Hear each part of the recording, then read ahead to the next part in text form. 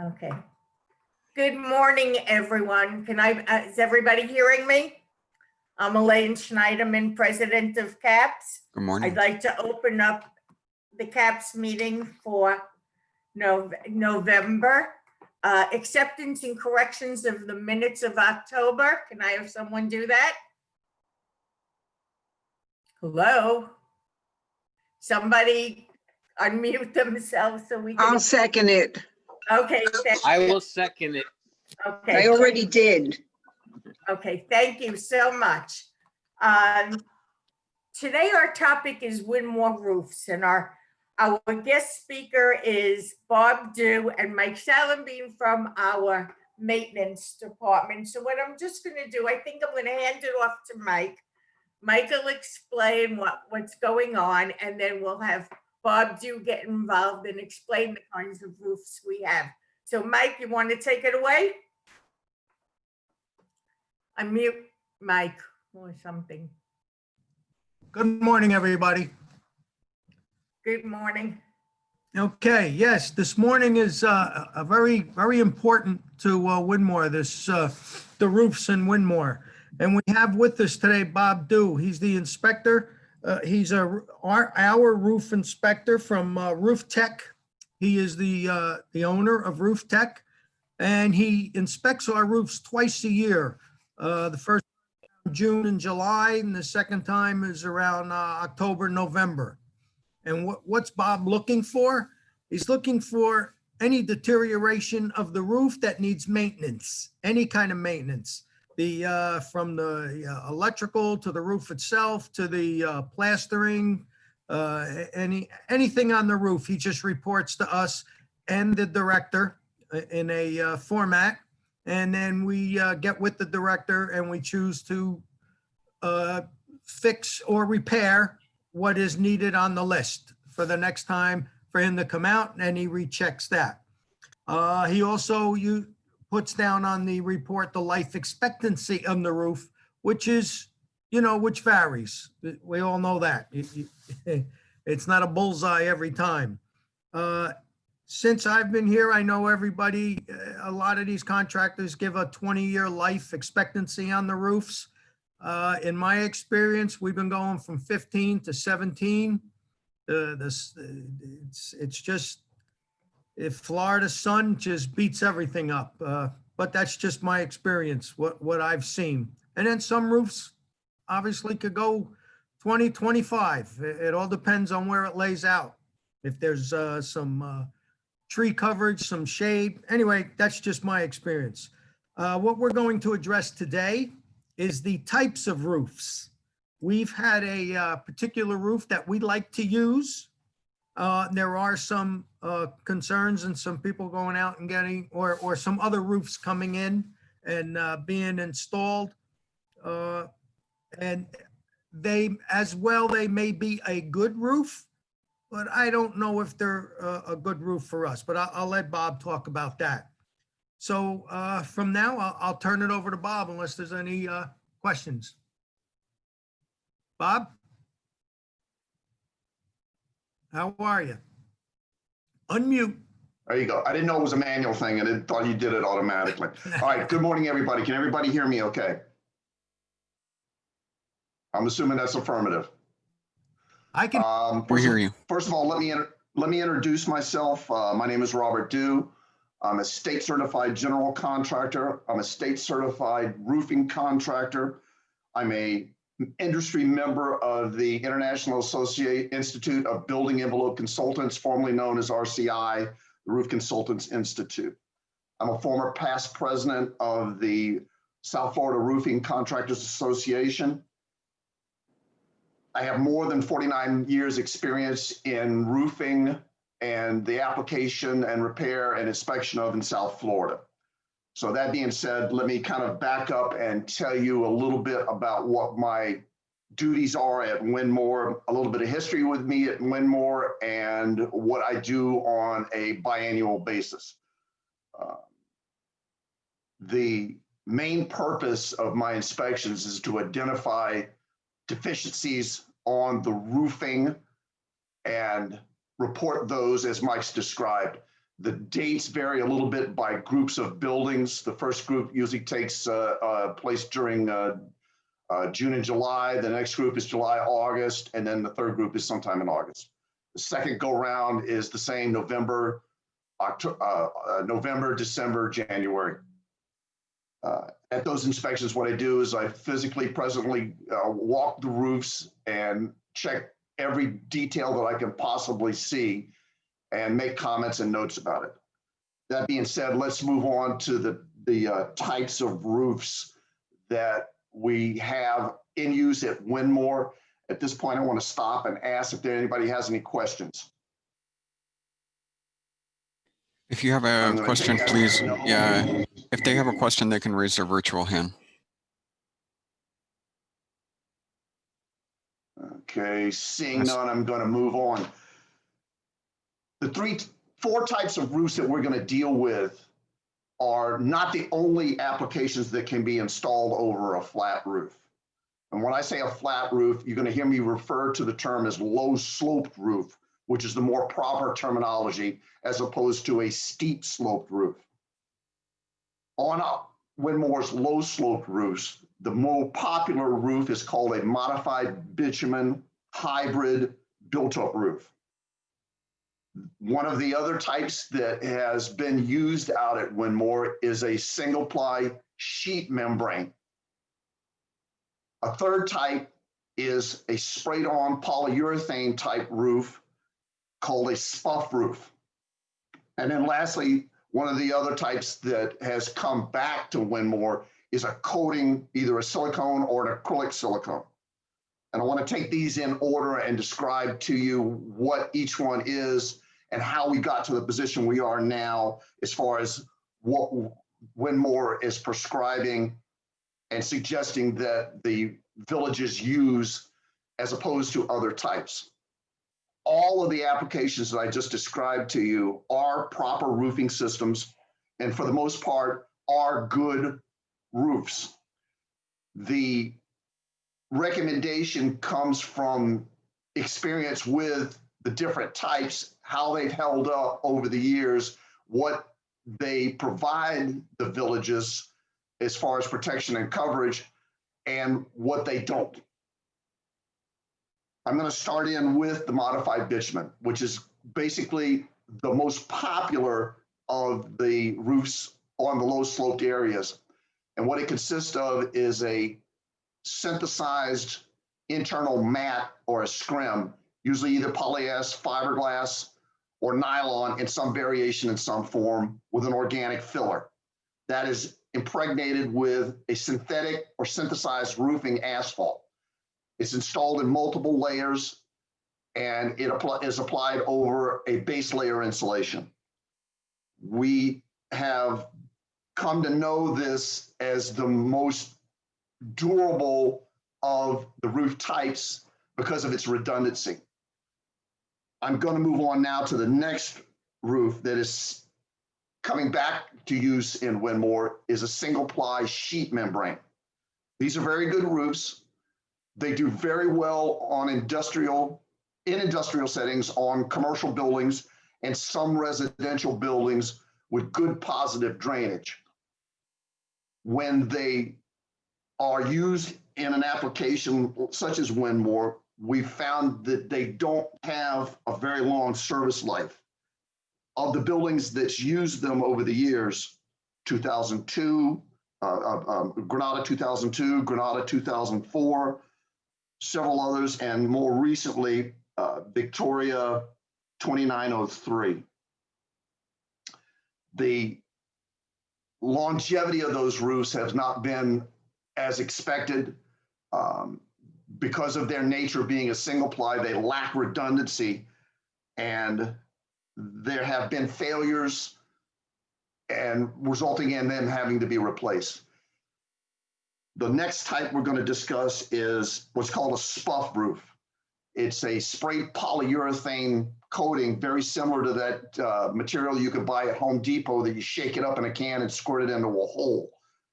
Different variation, different compound, but it's technically something like that. It's applied directly over an existing roof, and at its original state is intended to be flat and smooth, but it doesn't stay that way. On top of that, it gets a coating, which is the main water barrier. Then the last item is a silicone-based roofing coating that is applied over an existing roof in the absence of the spuff roof. Sometimes that works, sometimes it doesn't. So let's kind of take a look. Well, first of all, let me stop and ask for questions. Does anybody have any questions so far? All right, I see Mr. Wyglass.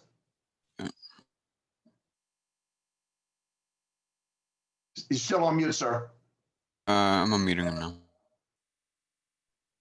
Go ahead, David. Oh, which one do we have? Me?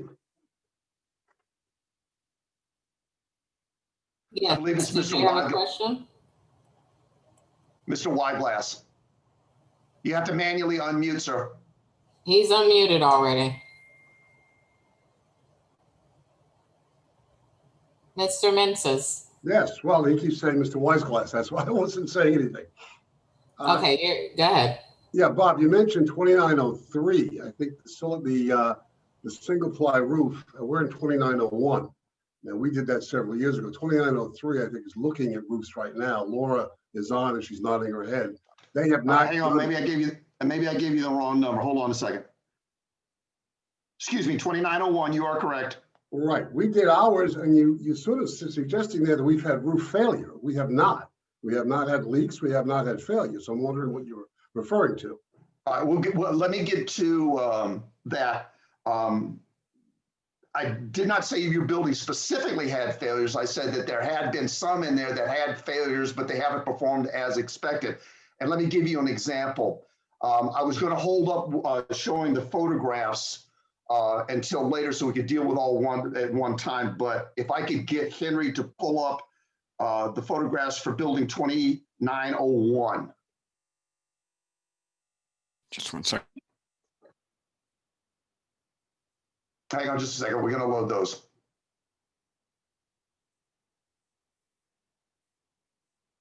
Do we need to click into anything particular, or is it just going to come on the screen? All right. It'll be on the screen. Now, this is a photograph as of this week at 2901. The 2901 building has basically done everything that I have asked them to do as far as attaching. They have a counter flashing detail on the tile, which they modified and fixed. They have reattached their scuttle hatch with 4 screws. So their attic hatches with 4 screws. So they've done what we wanted to. What I wanted to show in this photograph, and you can see in the larger one, if you see the large ponding areas, can everybody see that where I'm moving my cursor? The photograph on the right. What that shows is the depressions that have formed underneath the single ply sheet, allowing water to pool in areas where it can't get to the drain as well.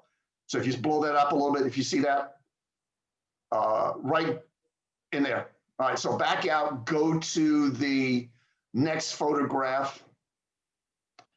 This is looking in another direction, also showing the depressions that have formed here and there about the roof.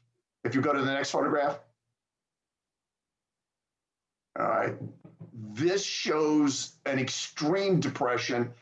And it's actually, if you could go to the next one after that. If you look closely, you can see the amount of depression has actually sunken below the walk tread. Don't stop, back out. Yeah, I see it. If you see the carry tread on the other side, the protector board, you can actually see the gap that's formed underneath it. Go to the next one. Okay, this shows the drain detail, and we're going to discuss drain size in a minute.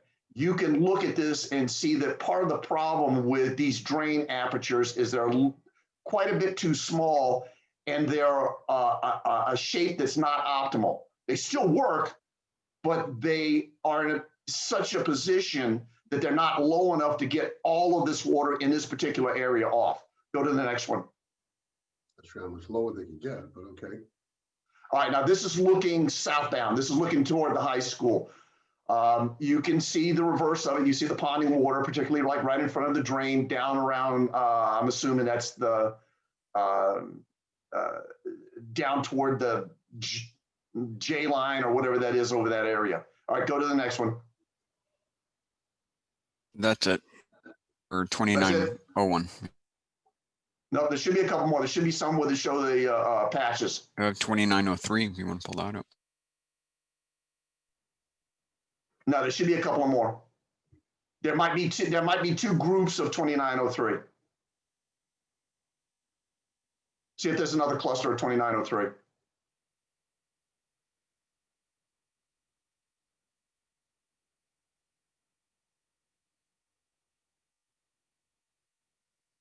No, that's 290. I keep getting the buildings mixed up. I apologize. Look and see if there's a second cluster of 2901. I'm telling you, that's all I have. Six Oh, all pictures right. is all I have for 2901. Let's go back to the everybody. The 2903. I keep saying it wrong. 2903 is not what we want to look at right now. All right. So the reason why I showed those photographs is that the single ply roof, when it was installed at 2901, was not dimpled and depressed and irregular like you see it. Show a photograph of 2805. Let's take a look at 2805. The reason why we're going to go to 2805 is to show you what they look like when they're first installed.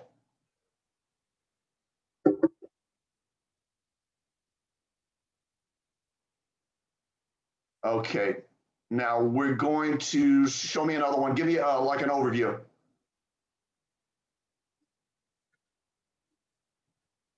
Nope.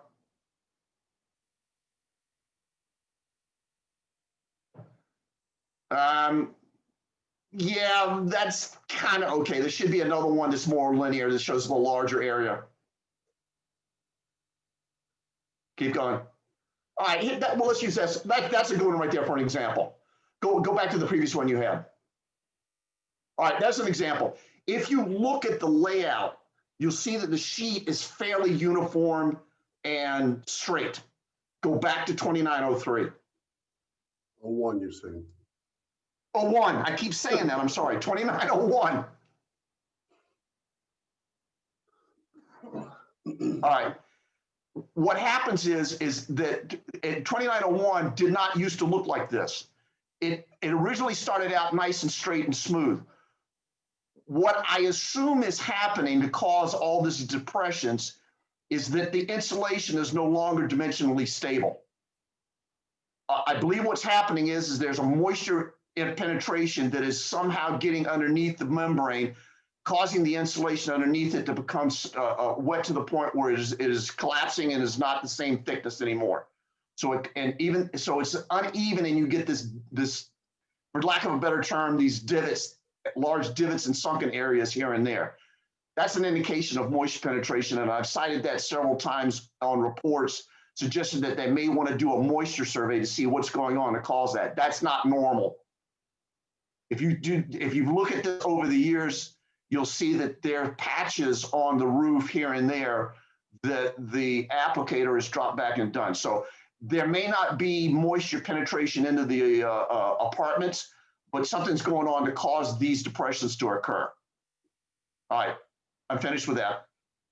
Well, it's interesting, Bob, you mentioned this because, and I thought Rich was going to be on also, that he's not. The reports that we get after the inspection, the only thing that's ever been mentioned to us was the hatch. That some screws were missing from the hatch. No, that's not true. I'm telling you what we've seen, all right, what has been given to us personally. But I have not seen anything that's come to me about moisture penetration. I mean, ponding on the pool after the kind of rain we've had is one thing. But again, I'll check to see those reports again, but I know that no report that's been given to me has talked about moisture penetration. Hang on a second. All I talked about is some missing screws, and that's it. Yeah, over the years, I've probably cited it more than once. Give me a second. Let me just scroll that up real quick and we'll talk about it. Well, that's all right. Rather than spending all the time talking about ours, we can have a private conversation about that. And All right, so let's get back to the point about the single plies. The other two that I mentioned, 2004 and 2002 in Granada, fought those roofs, and eventually it just got to the point where they couldn't take it anymore and they had to tear it off and re-roof it with a modified. 2004 chose a company that did it outside of Winmore's purview, and they put a roof on that didn't last very long, and they had problems with it all along. They since are basically in a stable position where we're suggesting they do nothing else with it at this point until they can get a new roof on in several more years. 2002, the conditions were so bad underneath the single ply that the insulation became so moldy, the stench was unbelievable, both on top of the roof and in the laundry room and the storage room area to access it. It was so strong, it actually smelled like mint. When they finally did tear that low slope roof off, the stench was unbelievable because the insulation was so rotted and so moldy that it just basically everybody had to mast up to get it off the roof. So they eventually did switch over to a modified bitumen. All right, so that being said, let's talk about a single ply. The sheet membranes are what they are. They're a single layer. And yes, they've improved their quality and their formulation over the years, but they're still a single sheet. They work best on facilities that have a physical plant operator, someone that has absolute control over access to the roof where you don't have a Wild West situation. Air conditioner guys dropping screws, somebody's stepping on it, service guys dropping air conditioners, dropping compressors. Anything that can puncture the roofing is capable of doing that. I wanted to show you more photographs of 2901 because that roof actually has some screws laying down on it that weren't there last time. So apparently service guys have been up there more recently and have been dropping their screws, which is the thing we try and get them not to do, but we can't control them because we can't be there all the time. Every time I see them, I tell them to clean up their mess. So because of that, and because of the Wild West situation with those vendors, sheet membranes have not really been the go-to roof because of that. The modified bitumen roof that we have been recommending is a lot more durable because it has redundancy. It's a little bit tougher roof, but because it has a second layer involved in it, it's a little better at resisting punctures. Its compression strength is slightly higher than the sheet membrane, even though the sheet membrane is flexible. It's also easier to repair in that it doesn't require a special skill set or special materials to fix it. So in essence, it's a dumbed down roof. Not the worst roof, not the best roof, but it's a good average roof for the money. And it has proven itself to do pretty good at Winmore. I'm going to show you a couple of examples of what a normal one looks like. And then I'm going to show you one that is a perfect example. Henry, can you go to 4402? Picture of 4402.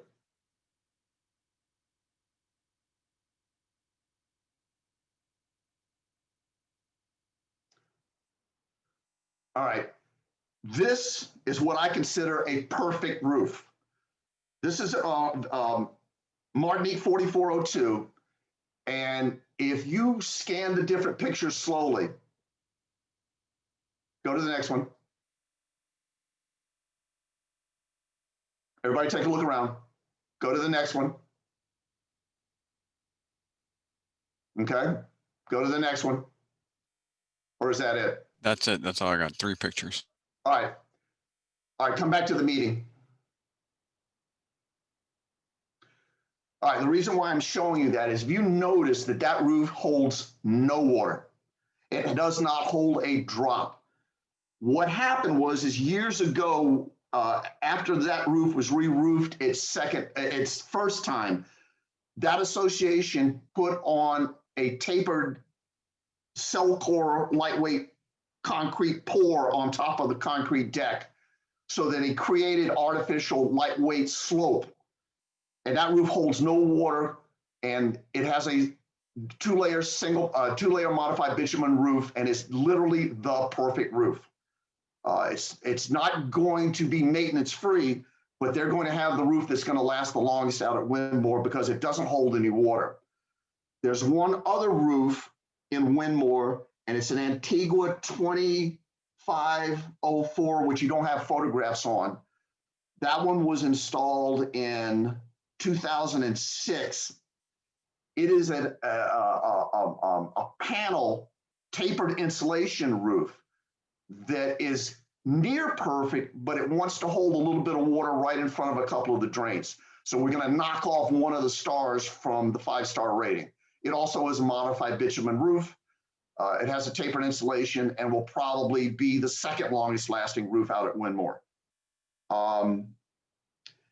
The reason why I say that is because of their positive drainage. For the most part, most associations do not invest the extra $200,000 to $250,000 onto their re-roof costs to get a tapered insulation plan underneath their new roof. Just the cost alone is slightly prohibitive. If everybody did that, we'd all have a roof that looks like 4402. The Windmore roofs are not smooth. They are not even. They're very rough and non-uniform just by the simple nature of the construction. They have a tendency to sag in the middle a little bit, and it winds up putting the drain openings at a slightly elevated location. So what happens is the way we compensate for this without using a tapered insulation is using a base layer and leaving it away from the drains to create an artificial sump.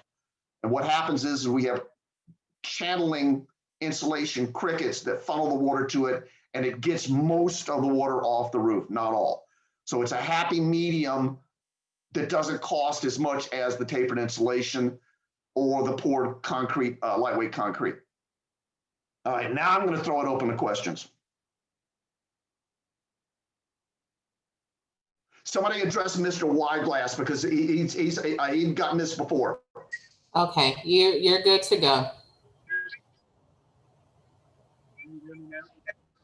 Barely.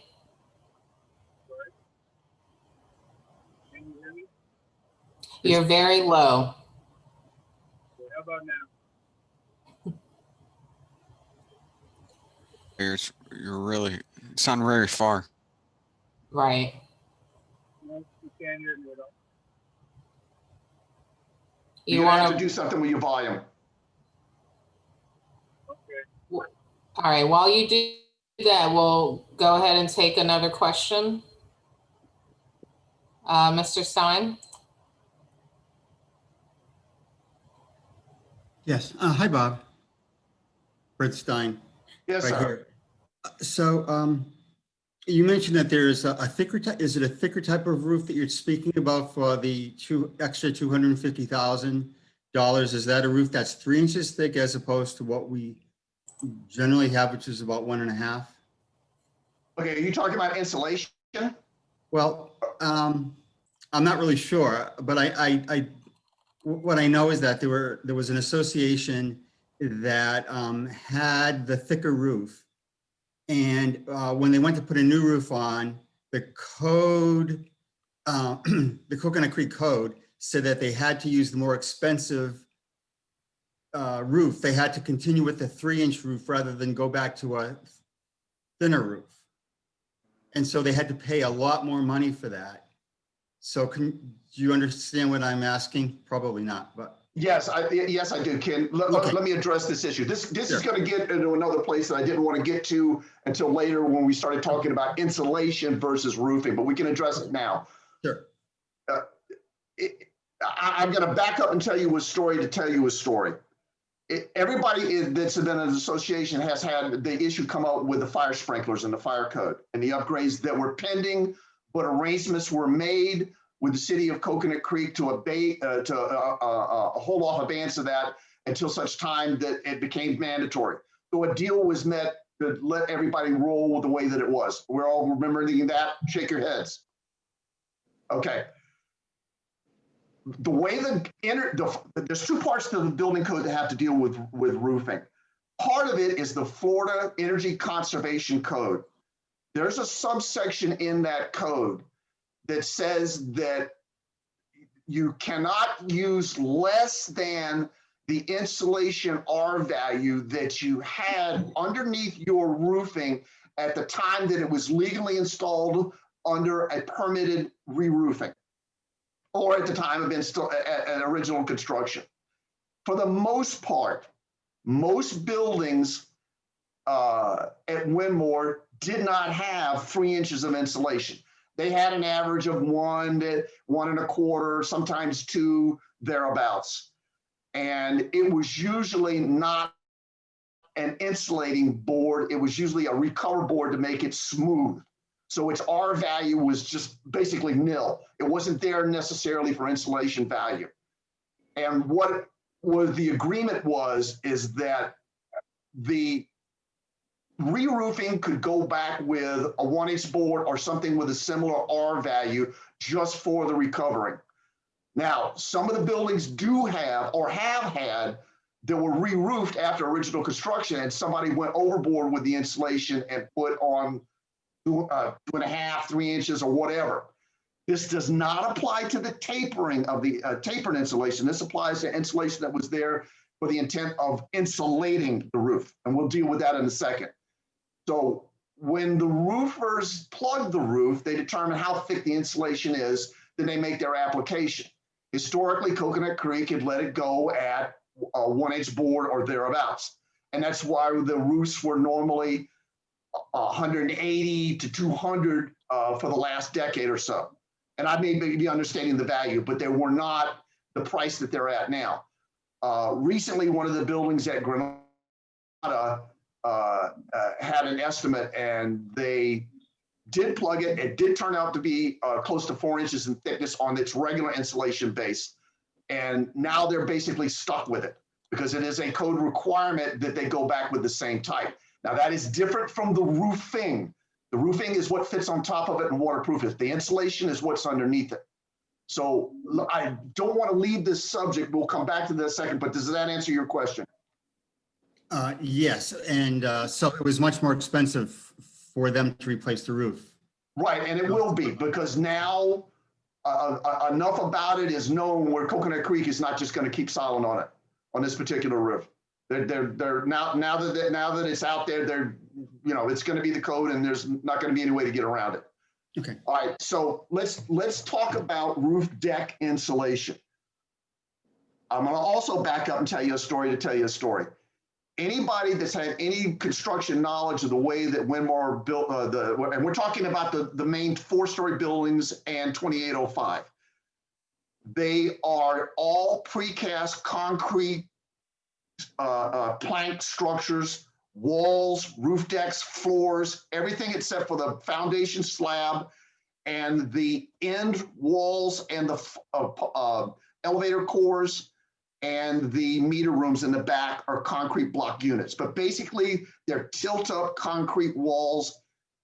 The exterior walls that are from the in-unit apartments are frame and stud and waterproof composite board. From the second window of each end apartment inward is not a solid wall. The exterior walls are open, hollow, uninsulated. So we're understanding that. Everybody shake your head in agreement. They all understand that. For the most part, there is no insulation in the buildings. The buildings at Winmore are energy sieves. A lot of front doors still have jalousie windows on them. So you're not a very efficient building to be containing energy. It's just a fact of the matter. The retrofit would be astronomical. You'd have to insulate the walls and so forth. But let's just deal with the roofing. here's the concept as far as roof insulation board. What you're trying to do is create an entire envelope of insulation. And without insulation in the front and back walls, without insulation under the floors, you're only putting a cap on the shoebox. You have areas that are not going to get insulation, like the cavity that's in the mansard attic. So you have actual places where in the rear closets and the back patios are actually covered by an uninsulated roof deck. So you're only going to have insulation for insulation's sake only on the center core of the main flat roof. So that leaves large areas that are not insulated. You're also not going to get the benefit for floors 3, 2, and 1. It's going to be the top 4 units that get the benefit of it, and it's going to be only limited and never reach its maximum potential because you're not creating an envelope. You don't have a side, a front, and a back. You only have the top cap. So you're asking, what happens is that the end result is the cost is borne by everybody and the benefit is only received by the people on the top floor. The price of the insulation to do any good needs to be at least an R14 and probably around an R22. To get an R22 of roof deck insulation, that's about 6 inches of polyiso board and cover.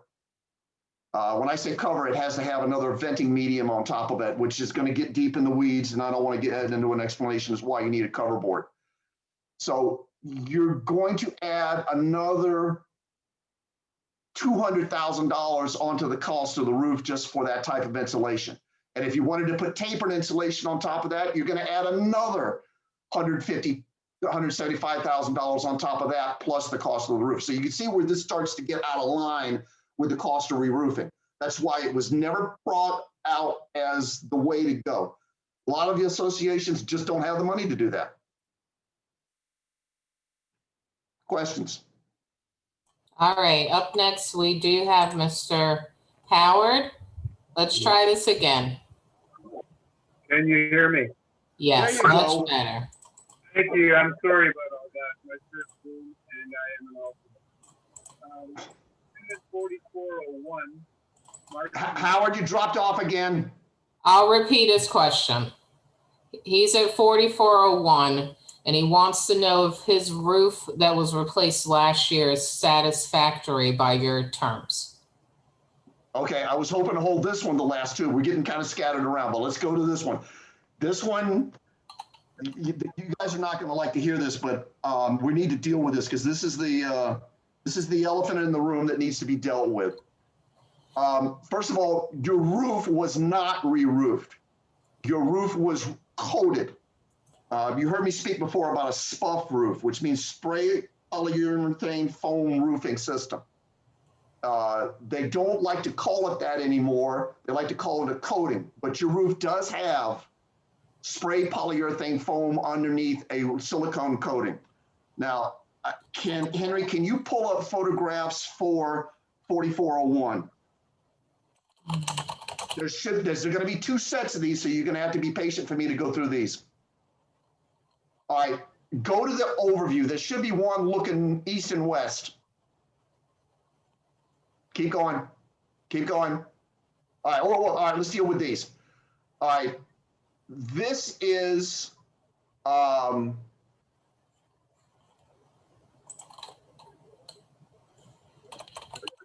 looking westbound from about over apartment G, I think, somewhere looking from G to the west. All right, go to another one. All right, this is looking from about, again, G looking to the east. All right, if you look at this, do you see the discoloration and the brown marks and the water buildup on this? Does everybody see that? Go to another one. Next. That's the last one. I can go up. All right, go up one. All right, now, here's the problem. Can everybody see this photograph? In the report that I listed when this roof was installed, I warned against this. Here's the problem with the spuff roof and the coating. At a certain point, fairly rapidly, after the coating is installed, it starts to get rigid and inflexible. I know the manufacturer says that it doesn't happen, but here's the case. This is a divot that occurred from some type of light impact. You can actually see the yellow color of the urethane foam underneath it. Look to the left bottom corner, you can see several other dings in there too. Scroll up one. Here is like another unusual cut. It almost looks like it's the bottom of a toolbox, or it looks like it's the bottom of a hexagon shape. Go to the next one. All right, here are two dings where it actually was like on a slightly crowned area, so it looks like something skipped across it and knocked these holes in it. Go to the next one. All right, we're going to talk about that in a second. All right, come back to the meeting. All right. When this roof was being considered to be spray coated, it had a functioning modified bitumen roof on it. And I believe it had some issues with some leaks, and there were some concerns about it, but this was not the way to go. And I wrote a letter dealing with this, that this is exactly what was going to happen with it. And what's happening is the coating becomes inflexible. You have foot traffic on the roof. And what's the issue becomes is that it gets holes knocked in it. Now, this is where the manufacturer and the applicator make their money. If you look at your warranty program for this type of coating, and I call it a coating and not a roof system, you have to recoat the roof on a regular basis because this is what happens to it. The coating gets holes knocked in it. Once the coating gets holes knocked into it, water starts to seep into the underlying urethane. Even if the urethane is a closed cell foam urethane, it will absorb water. As it absorbs water, water gets underneath it and it separates from the underlying roofing that's underneath it. At some point, the only thing that will keep it from leaking is the original underlying roofing that they had there before. So now you're stuck in the cycle of coating, a time going by, and then coating again, and then time going by, and then coating again, and time going by. So over the life of this system, before the owner gets fed up with it and tears it off and re-roofs it with a conventional roof, you'll pay to recoat this thing numerous times. So it's not, for the purposes at Winmore, it's not the optimum type roof. I will tell you where it does work well. On vertical storage buildings, like a nuclear plant storage, a reactor vault, like on a chemical storage vertical silo, something along those lines, it has the ability to work well because you are going to coat it repeatedly with the intent that that's probably about the only waterproofing system that you can get involved in. But that being said, we've had numerous buildings over the years have this and have to be pulled off and re-roofed. Over the years, it was 2903, back before Pioneer Roofing re-roofed it and put a gravel roof on it. Give me a second, I'll tell you the other ones.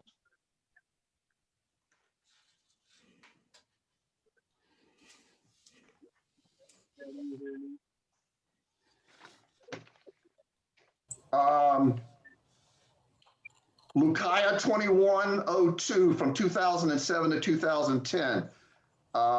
Victoria 2804 from 2010 to 2013. So it's something that gets experimented with every now and then. I wrote a letter about this dealing with the whole concept of coating versus roofing. And if any of you are interested in it, it's a good read and probably can be obtained through Winmore Maintenance. So let me return it back to Mr. Weissman. Can you hear me? Very, very little. Okay, I'm sorry about Mr. Weissman, you got to do something. You had it once before. You had your volume perfect once before. Fine, I'll try and reset. Go ahead and attempt to say the question. If I can make it out, I will repeat it. Can you hear me? Go ahead.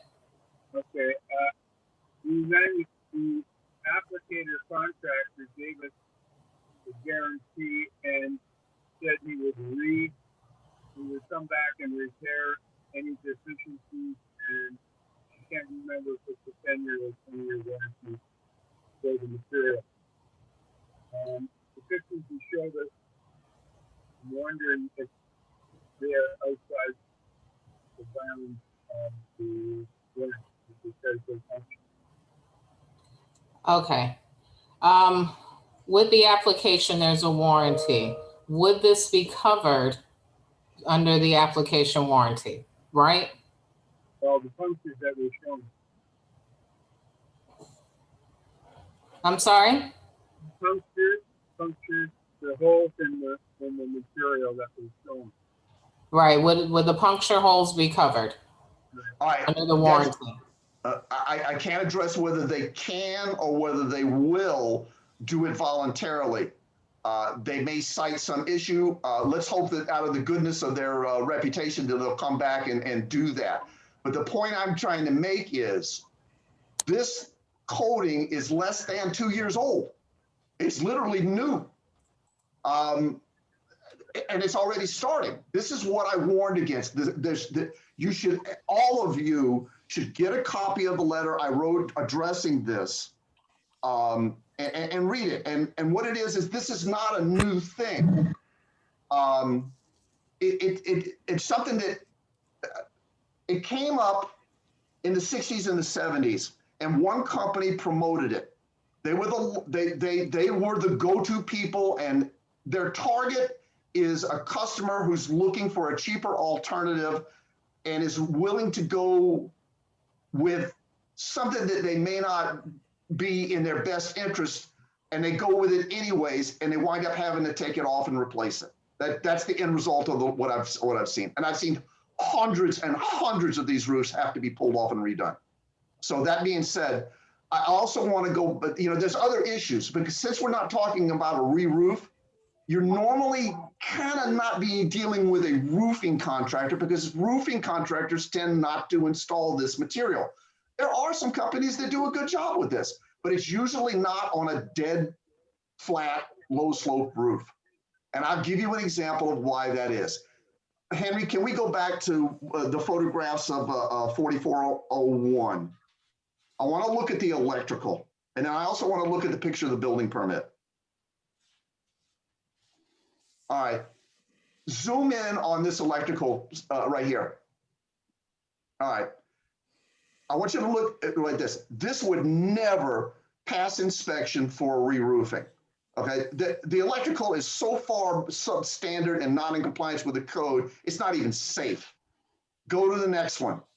We're talking about electrical. Okay, I don't, this speaks volumes right here. Why somebody would leave the refrigeration lines uninsulated, sticking up in the air that's insane. Back up a little bit. Okay, that's crazy looking. All right, next, go to the next one. All right. All right, that right there, that can't be any more of a perfect example of why a roofer would never get by doing this. Can everybody see that? The popped out connection with the wires exposed? All right, go to the next one. Okay, here's another example. A picture says it all.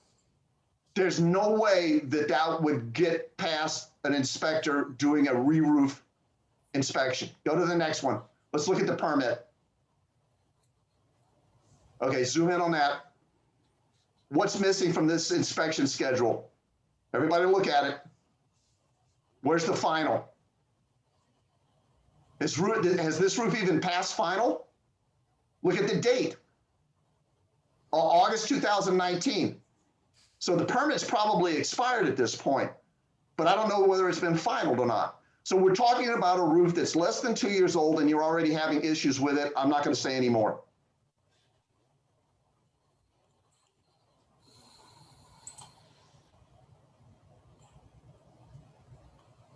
All right. Next up, we have Mr. Barry Smith. Good morning. Good morning, Bob. First off, I just want to correct, it wasn't 2002 Granada with the roof issue. Could have been 2003. I know they did a roof a couple of years ago and they had one of those spray-on roofs or whatever type roof that they had loads of leaks from. Questions I have for you is blisters and venting of these flat roofs, and moisture getting on them causing all these blisters. And I know you explained to me once that they vent out through the mansards, and people have asked me, is there any other way to vent them? Yes, and you are correct. I do want to correct myself. You're right. It was 2003.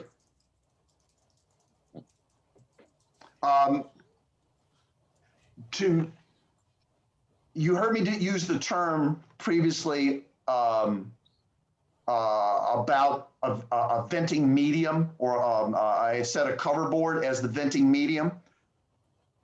Anytime you have a roofing system, regardless of what it is, it's going to generate gas.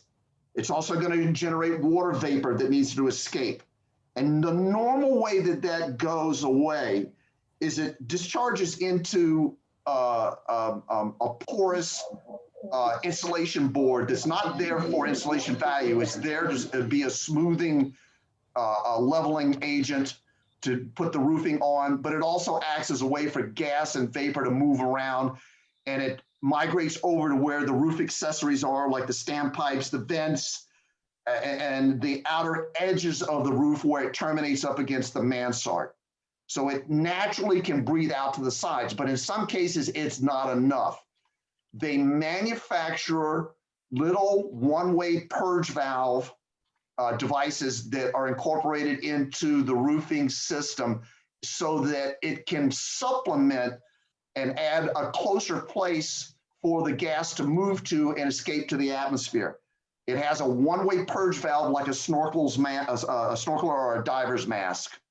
So that's the primary way. There are mechanically driven devices that can make the venting process faster and stronger, but usually they are not worth the money to install it. Normal aspiration usually works fine.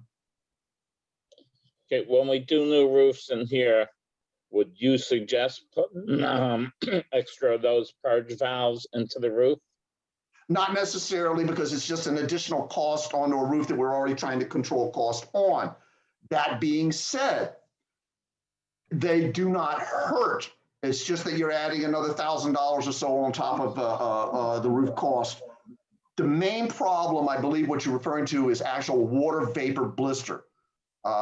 Blisters that separate between the layers of the roofing material. Is that what you're referring to? Yes. All right, that's a different thing. Usually what happens in that situation is that you've got somehow an entrapped area of water or moisture in somewhere in the insulation, or if it's a double roof and the underlying roofing. That, as it heats up and turns into vapor, expands exponentially. A drop of sweat from a worker that gets trapped in between the layers of the roofing can actually expand to an amount of water vapor in gas form about 100 times. So if you can imagine a cup of water worth of moisture in the insulation could develop a blister 2 to 3 to 4 feet in diameter or in length, and probably excessively more than 1 inch in height. The more moisture, the more blistering, the worse it gets. And there's some extreme examples, and then there's some moderate examples. Those of you who are familiar with my reports, I'll list them in several different categories, but usually the cause is usually the same.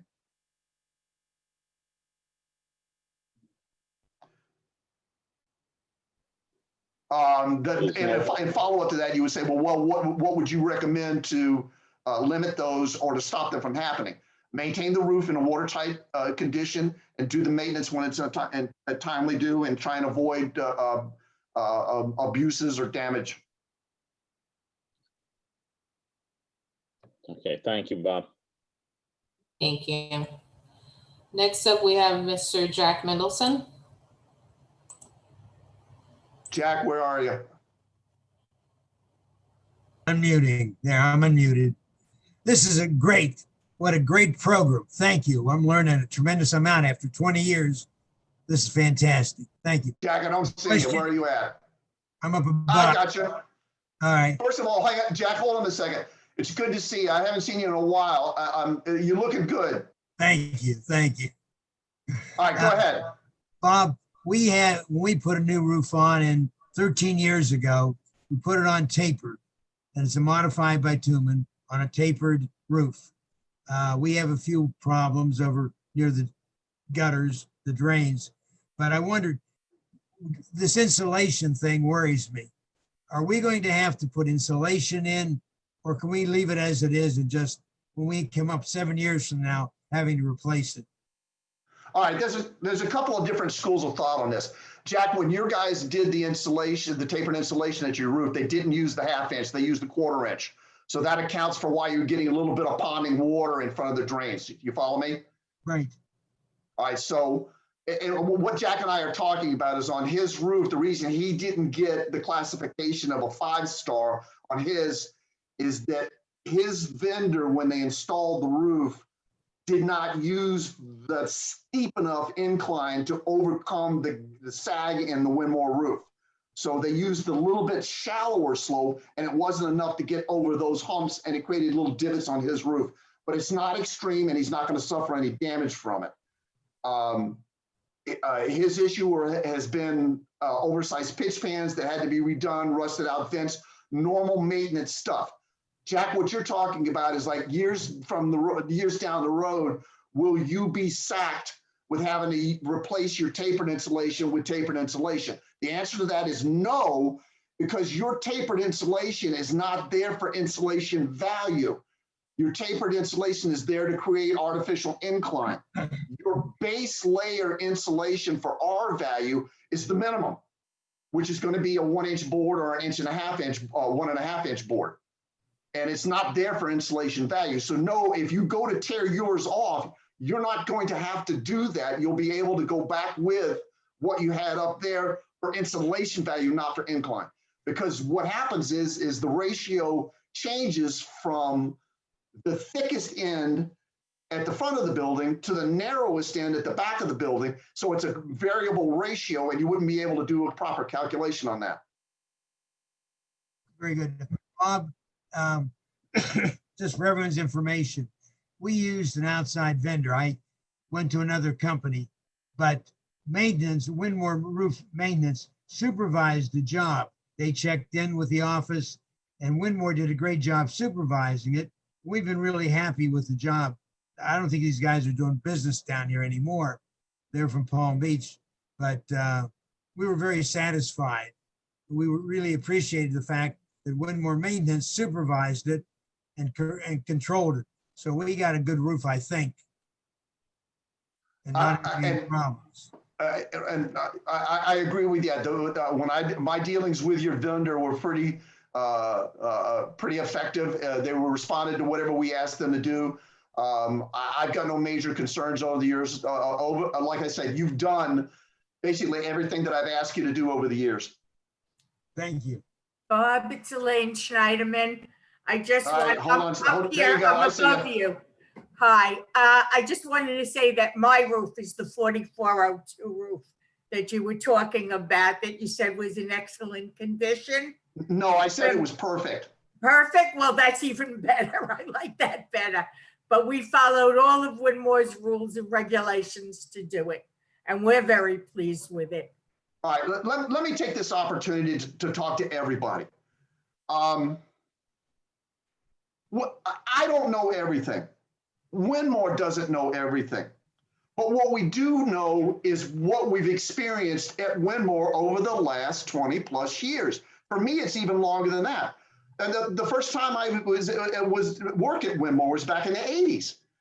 There's even a photograph of one of my brand new trucks at the Winmore clubhouse, when the old one was torn down because of termites and the new one was just being framed out, you could see a picture from an airplane shot of a flyover of my truck in the back. And I hadn't even had a chance to get the truck lettered yet. So I go back a ways with Winmore. And I've been on these roofs through hurricane, after tornado, after tropical storm, after administration change, after directors change, after residents change. I just have a pretty good sense of what works at Winmore and what doesn't.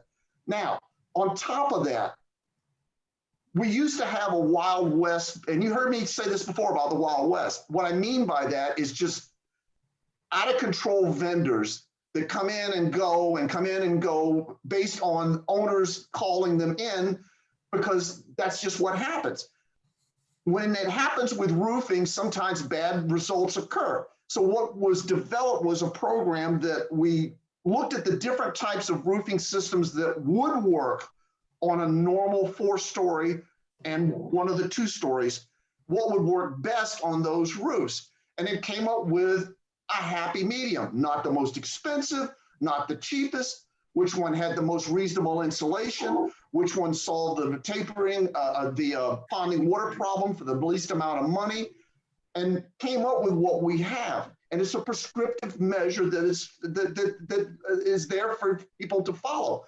It also comes with a guidance and an inspection schedule that both Winmore Maintenance and myself go through. So when you deal with an outside vendor, you're not by your city there and available for you at Winmore Maintenance, and let Winmore Maintenance do the hard work for you. If that's not satisfactory, then you can add more input on your own, but it's there for you to use. And that's why I'm concerned about more lately, people are not taking advantage of that and are going to go down a path that was traveled by previous building associations and previous directors. It didn't turn out so well. And I'm sorry, that's just the absolute positive truth. It's just the way it is. There are certain things that work well and certain things that don't work well. There's no one roof that's perfect for every situation. There's no one roof that's absolutely terrible. There's no one roof that's absolutely perfect, with the exception of 4402. Now, you're standing here without an. Thank you. All right, next up, we have Mr. Bob Horowitz, and then followed by Dee Ferguson. Good morning, everyone. I think this is a great meeting, one of the best I've ever been to. Bob, how can I get a copy of your report? I've never seen one. Winmore Maintenance. Okay, because I've been the director and the president of the village, and I still have never seen one. So I will ask Mike for it. Thank you. Yeah, Bob, I don't think you'll get it. You get them all the time when we get them. I don't see how you haven't seen it. I'll take care of it. I appreciate that. The photos that you showed of the refrigeration lines and of the electric boxes and those other problems, and the fact that there wasn't the final inspection.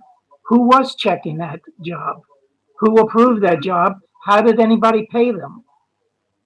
That's something for your director. That's something for your director to deal with. I don't believe Winmore Maintenance had anything to do with that. We did not. We did not even know he was putting a roof on outside. It's not a roof. It is not a roof. It is it's a coating. We didn't know he was putting a covering on. We had nothing to do with it. We were not invited to help at all. Well, I think that's a problem. I think Winmore Maintenance has to get involved in any projects we do. And even with these air conditioning guys that come and go, we're never told when they're going to be here or if they were ever here. They come, they go, they're like, it's like the Wild West. And they leave screws, they leave hatches open, they break the membranes. Nobody inspects their work. I don't think that any contractor should go up on our roof without Winmore checking them and without somebody knowing that they're coming. We have to have locks on these hatches. No, you cannot do that. You cannot do that. You cannot do that. That's a fire code violation. You cannot put a lock on the hatch. You cannot put a lock on the storage room doors, either the interior storage room or the outside storage room door. The fire department will take a saw to it and cut it off. Okay, then what is the suggestion? Do we have the gate let us know when an air conditioning vendor comes in? Does the gate have to, should the gate call maintenance and say there's an air conditioning guy? Mike, you want to answer this? That's something for another meeting to be discussed. Yes, we are looking for ways to help and do more on these roofs. The answer is yes, but we don't know exactly what or how yet. So Thank you, Mike. box. We will come up with some. All right. Let me kind of jump in on this a little bit right there.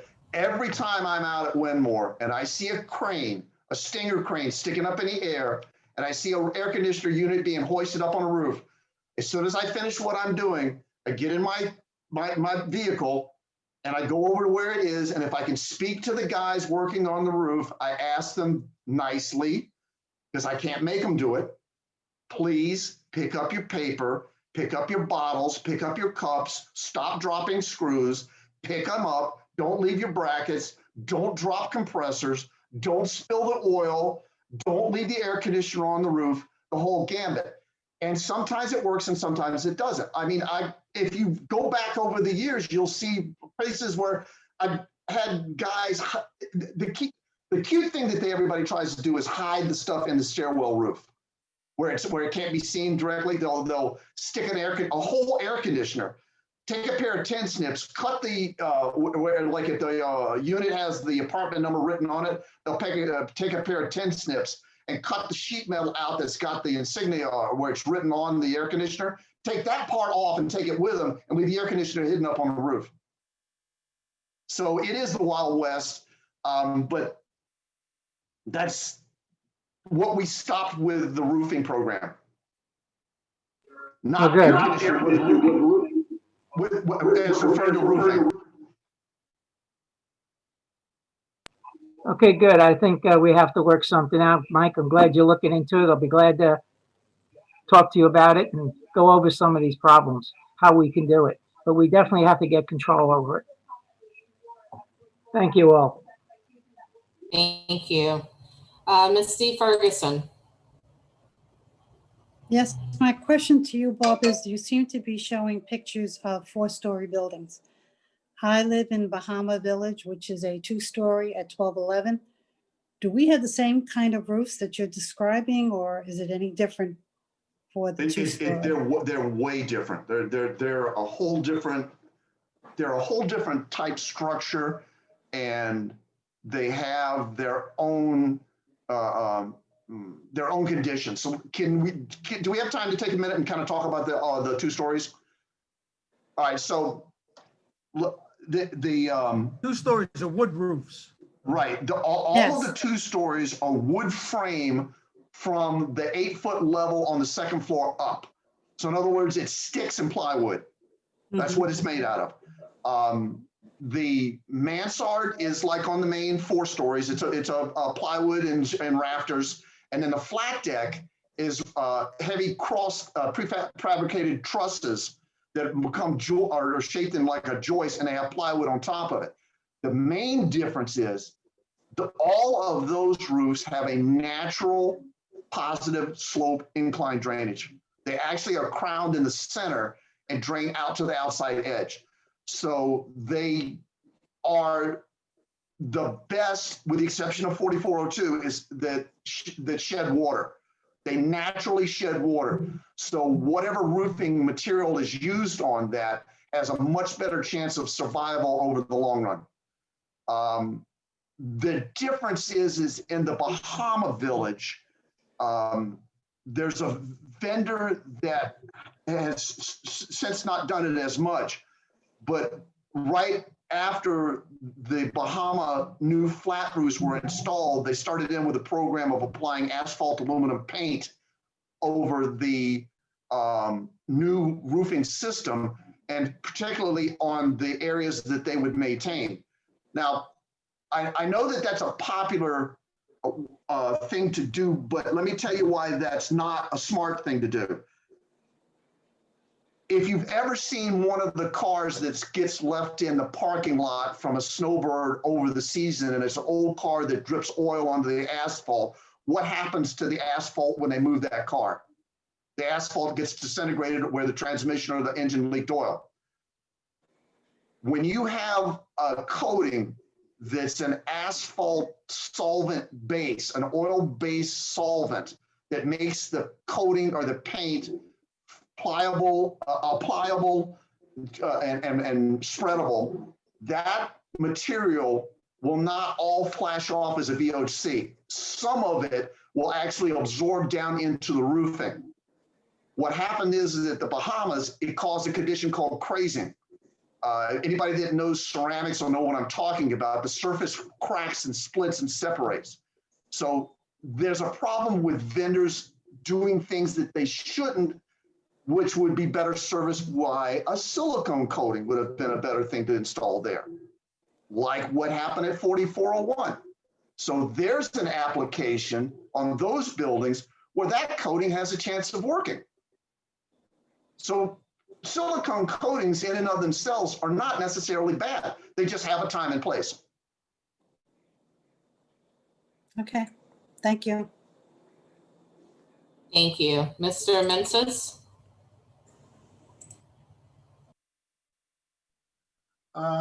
Yeah, Bob, just both Bob Horowitz and Bob Drew. With respect to access to the roof, one of the things we've done, and it's not foolproof, but we hung a clipboard by the ladder telling contractors they're required to sign in, tell us when they're going on the roof, what they're doing, and what apartment they're doing it for. We've had about 75%, I'd say, who are going along with that and doing it. You know, some of them don't. But it gives us a little bit of a record. So if we find damage afterwards next to a particular apartment's air conditioner, then at least we have some idea when they were there. And if we decide that it's major damage that has to be replaced, has to be repaired, we can at least then perhaps go against the contractor and make them pay for it, try and get them to pay for it. It's one way. It's, you know, obviously there's probably a better way, but this at least has been giving us some control over who goes up on the roof. I'm going to give you one better. In addition to that, which is an excellent way to do that, because you're going to get some compliance. There are AC vendors that and plumbers that want to do right. That they're the good guys, and they want to do right.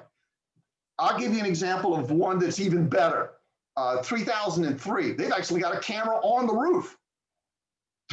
So you can see it. They've got their scanning. They've got their camera scanning the scuttle hatch, the storage room, laundry room, actually going up to it, and then the elevator in all directions. There's a couple of buildings like that. Sounds like Big Brother. We're not going to do that just yet, but okay. Thank you. We could do both, Bob, which way you want to go, we could do it. We can hang the clipboards or we can get the cameras in. All right.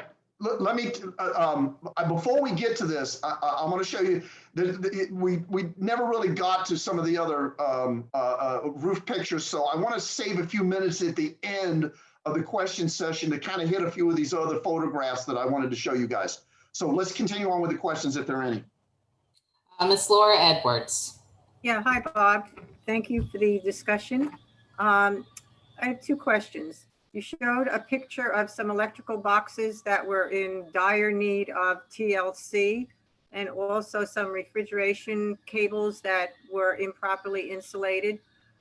Whose responsibility is that? Does that fall on the roofing company or does that fall on the building prior to having a roof either replaced? I'm going to say a roof replaced. All right, so when you're talking about re-roofing, as part of your re-roofing package, you have to consider everything on the roof being brought into compliance with the current code. There was a grace period after the hurricanes where Coconut Creek was not necessarily enforcing that, but they are now. That's why I'm kind of curious what happened at 4401. Anyways, when you do a re-roof, unless the roofing contractor also has an additional mechanical and electrical contractor's license, he'll subcontract that portion out to another vendor that'll work with them. Or they'll work with Winmore to have Winmore maintenance pull in a proposal from one or more mechanical vendors or one or more electrical vendors that will then work in conjunction and be paid directly by the association separate of the roofing contractor. But in most cases, most roofing contractor packages will include for that, whether it's to be paid separately or to be paid with it or whatever. So it basically falls on the contractor to set it up with some variations to that requirement. Okay, It ultimately falls on the person coordinating the whole project to see that all that's taken care of. Because what usually happens at the inspection process, if it's not being taken care of, it's not going to get a final inspection. okay, thank you. Thank you. Mr. Goldman, did you have something to say or a question? Yeah, a couple of times. And I'm the vice president at CAPS, and I keep getting muted. I'm president also of 2502 Antigua. We had a new air conditioning put on the roof yesterday. When we get your inspections, it also tells us not only about the roof, it tells us about the scuppers and the electrical. And a couple of years ago, I had all the air conditioning lines redone to get them off the ground. When can we call you and say we had a new air conditioning and you'll check the roof after that? All right, so what normally happens is that I do my inspections on a biannual basis, and that's usually when I catch that, is when I go there to do your group of, when your village gets inspected, I'll find out at that time what's what with that. Like, there's a building, and I don't know the number of it, that keeps getting the insulation eaten off of it by the condors flying out of Tradewinds Park. Somehow or another, these condors love that insulation for nesting materials and will actually go peck the insulation off the lines. I am not kidding. I've walked up on one of them before and it's as big as a turkey. So when I see that insulation, where the insulation is bad or it's something like that, I'll make a note on it at that time. Yeah, you can ask me to do, if anybody has a particular issue that they either heard about or that they have firsthand knowledge about, that you think it needs to be addressed, call it into Winmore Maintenance, okay? I don't have a problem making another trip out there to take a look at it. Now, I don't want to be inundated by just, little nitpicky things, but coming and looking at stuff, it's what we do. The other thing I'd like to know is, why did the prices for the roof jump so drastically in the last year? Within the last 6 months was the insulation issue. We were discussing that earlier about the thickness of the insulation now has to be added in. Okay. Thank you.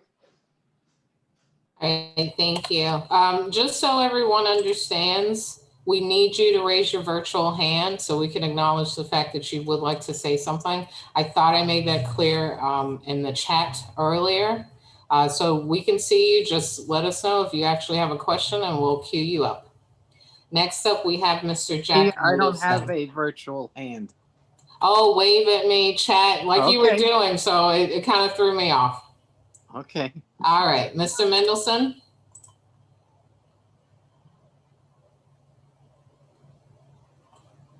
Right. Hi, there you go. Hello, back again.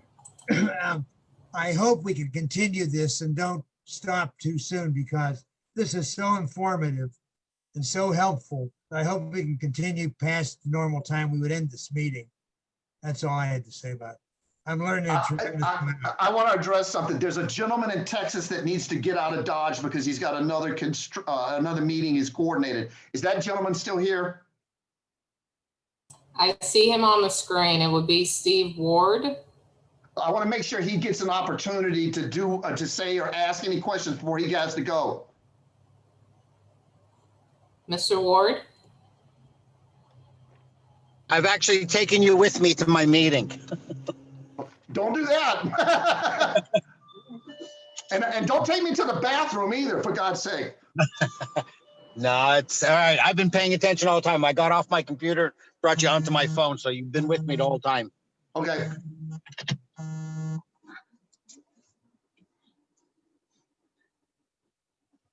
Mr. Ward, did you have anything you needed to say? No, I'm just listening to everything that has to be said. There's a lot of information here to digest, I got to tell you.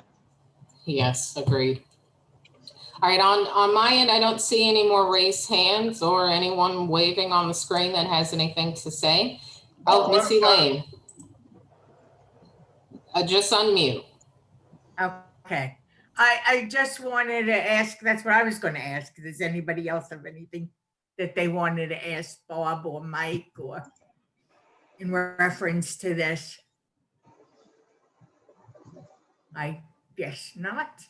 Jack All right, so Mendelson I has his just hand want to up. say, I want to say one thing that I know Bob said you can call him, but I'd rather you call the office first. No, I didn't say that. I didn't say call me. Yeah, I said well, call Winmore Maintenance. Right, I just want to put that out there. Call us, and if you need someone to check one of the air conditioners, call us. We'll look into it. If there's any damage up there on the roof and anything that needs to be done, we always check with Bob. We always call him, and he's always been willing to help. No is not in his vocabulary when it comes to Winmore. All right, is everybody clear on that? I don't want anybody to misinterpret what I said. When I say call us, I meant Winmore Maintenance, which I technically am a part of. All right, we have 4 more. We have Jack Goldman, Jack Mendelson, Carla Romaner, and Miss Laura Edwards. All right, you guys, please leave me some time. I want to look at these other photographs after we get finished. Let's go. Bob, is it possible for us to get your schedule to know when you're going to be at our buildings? No. That answers your question, Jack. No, Yeah. and here's the reason why. Because of the current circumstances with COVID-19, I don't want anybody near me. Okay, I don't care if you got a mask. I don't care if you got gloves. You can have a spacesuit on. Let me do my job like that, and you can address issues that you need to do specifically through Winmore Maintenance. But when I'm on the roof, first of all, I look like a homeless person to start with a big stupid hat. You're probably not going to mistake. You're probably not even going to know it's me. Well, how much or how soon after you do your examination do we get the report? Winmore, I usually produce and submit them to Winmore Maintenance the following month. So in other words, I'll do June, then by July it'll be published, and then it can be obtained through Winmore Maintenance. Because I don't remember getting any report this year. And if you do it twice a year. Yeah. No, it went out on schedule. I'm just curious. I didn't see a report this year on my roof. I'll check it out and make sure you get it, Jack. Okay, thank you. Thank you, Mr. Mendelson. You can unmute.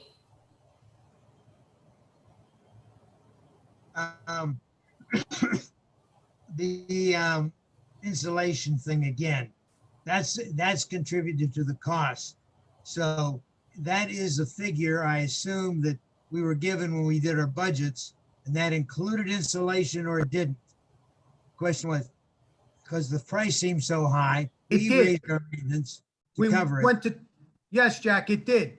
We included the 2-inch insulation. That's what I was constantly being told. So that's what I asked to be bid. So now, and that's why I said, if you were in those meetings, I said the roof may come in, all depends on when you need it. It may come in cheaper. And but that was the current price of a 2-inch insulation roof. Thanks, Mike. We were told to bid. That's an important factor. And could we get some idea of what it would cost to do like a 48 unit roof without the insulation? We don't have to do insulation. That'd No. be a big savings. No, you're not, no, then you're gonna be in violation of the code. If I don't have insulation now, then I don't need to put it in, right? Say that again? I don't have insulation now, so I don't need to add insulation. So therefore, my roof would be less expensive than say the 250,000. All right, here's the other thing you need to consider. The building code changes January 1st, 2021. All right.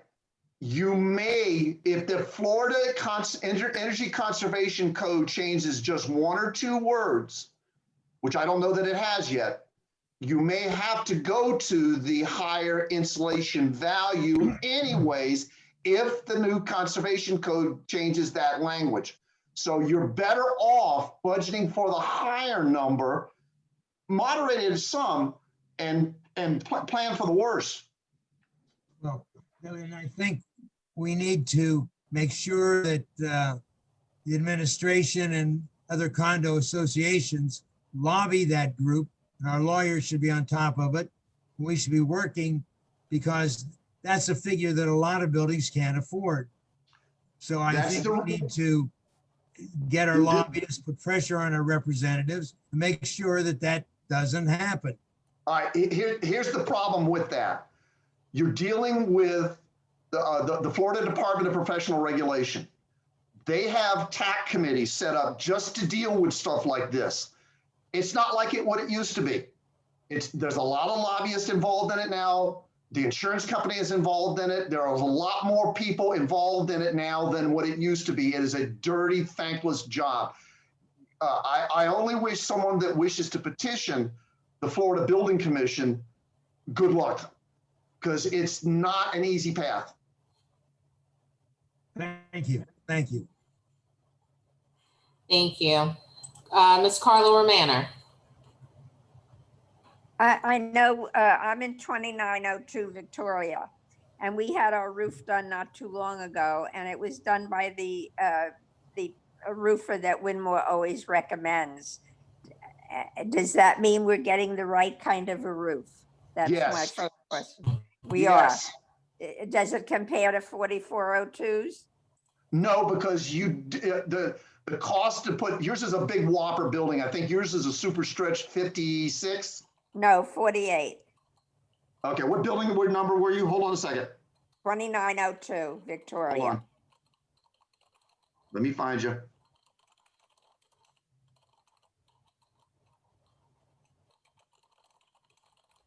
Let me find you. Okay, I'm waiting. No, you got the right roof. Yours was done, wasn't that recently? Within the last couple of years, maybe a year ago. I can tell you the exact date if you give me a second, but the answer to your question is no. You're not exactly like 4401 because you don't have the tapered insulation, but you've got a decent roof up there and you're in compliance with a normal application. Okay, that's my first question. My second one was back earlier in your talking, you mentioned something about some kind of insulation on the roof that doesn't go as far as a corner apartment. I happen to be on the second floor of a corner apartment.